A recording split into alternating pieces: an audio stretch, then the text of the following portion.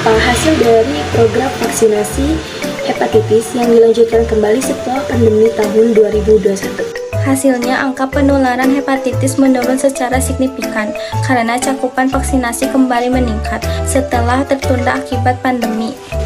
Siapa yang menjadi sasaran utama edukasi publik mengenai hepatitis pada tahun 2019? Sasaran utamanya adalah masyarakat usia produktif dan ibu hamil untuk mencegah penularan dari ibu ke anak.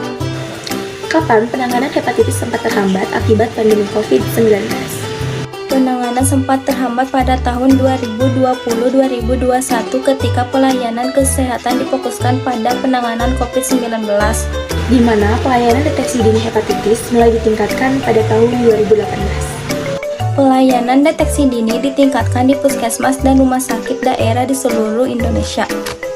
Bagaimana pengembangan pengobatan modern membuat jumlah penderita menurun pada tahun 2025? Dengan adanya obat antivirus baru dan sistem pemantauan digital, pengobatan lebih cepat dan efektif, sehingga jumlah penderita baru terus menurun.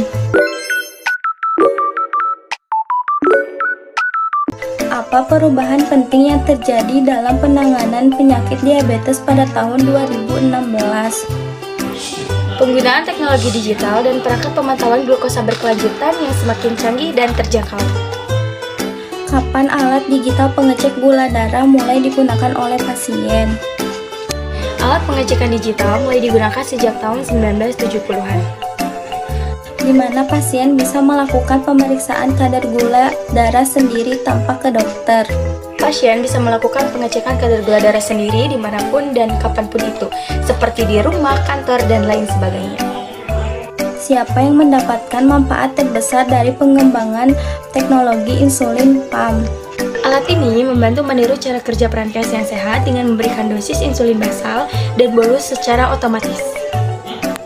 Bagaimana cara kerja alat digital pengecek gula darah portable? Alat pengecekan gula darah digital biasanya digunakan dengan cara mengambil sampel darah kecil, biasanya di ujung jari, lalu ditipkan kepada tip ujung.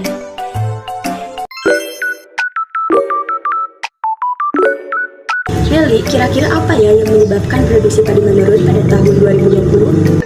Penurunan disebabkan oleh cuaca ekstrim dan banjir di beberapa daerah yang merusak lahan pertanian.